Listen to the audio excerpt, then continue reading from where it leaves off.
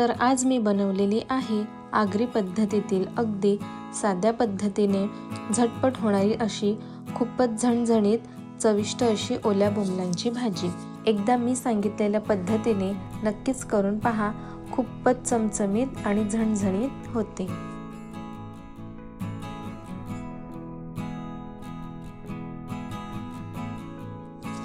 इथे मी घेतलेले आहेत ओले बोंबील आणि आता पाहूया पुढचं साहित्य जे खूपच कमी प्रमाणात आहे।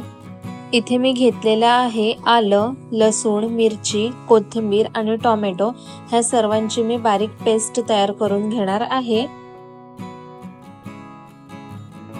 आणि त्यानंतर हळद, मसाला, मीठ, तेल, बारीक केलेली पेस्ट आणि इथे मी चिंच घेतलेली आहे, पाण्यामध्ये भिजत ठेवलेली आहे।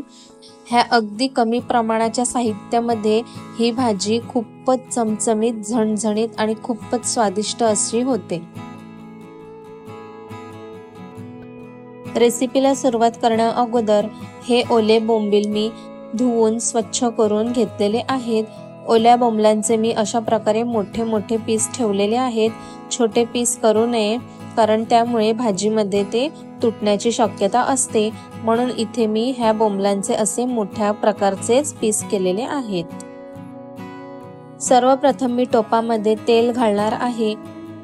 तेल छान व्यवस्थित मंद आचेवर गरम होऊ देणार आहे। तेल गरम झाल्यानंतर त्यामध्ये मी तयार केलेली पेस्ट 1 ते 2 मिनिटांपर्यंत कच्चा वास जाईपर्यंत शिजू देणार आहे।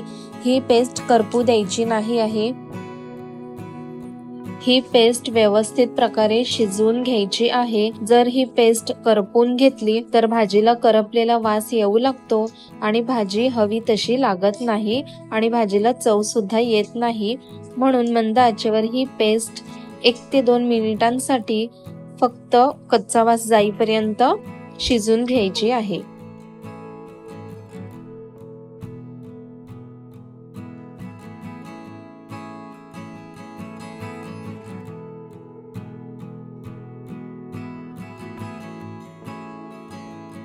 आता मी यामध्ये मसाला, हळद आणि मीठ टाकून घेणार आहे आणि हे सर्व मसाले व्यवस्थित मिक्स करून घेणार आहे आणि 1 ते 2 मिनिटांसाठी ह्या मसाल्याला तेल सुटेपर्यंत परतून घेणार आहे।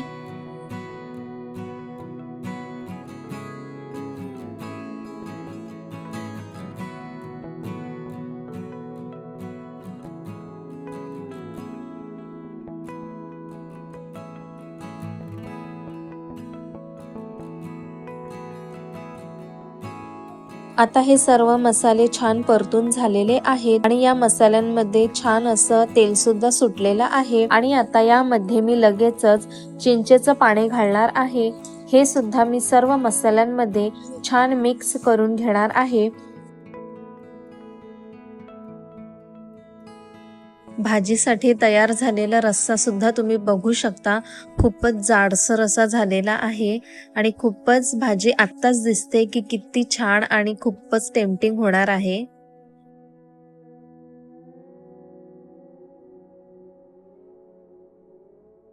आणि आता यामध्ये मी अगदी हलक्या हाताने ओले बोंबील सोडणार आहे। ओले बोंबील खूपच नाजूक असतात, त्यामुळे चमच्याच्या साहाय्याने जास्त हलवण्याची गरज लागत नाही, नाहीतर बोंबील तुटू शकतात। आता यामध्ये मी एकदम जरासं असं पाणी टाकणार आहे आणि ते सुद्धा अगदी हलक्या हाताने मिक्स करून घेणार आहे।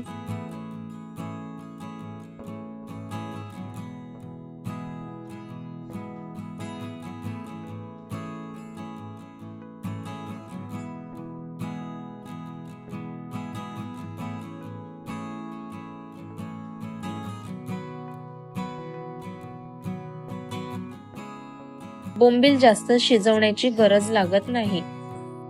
आता झाकण ठेवून फक्त 1 ते 2 मिनिटे शिजू देणार आहे।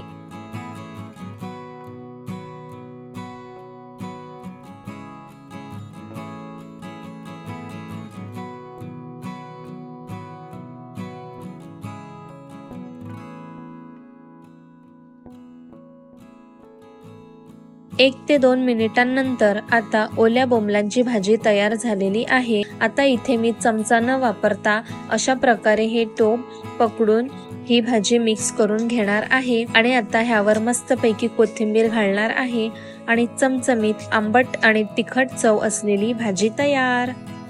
आणि ह्या भाजीचा रस्सा देखील तुम्ही बघू शकता, खूपच असा जाडसर आणि चमचमीत दिसत आहे।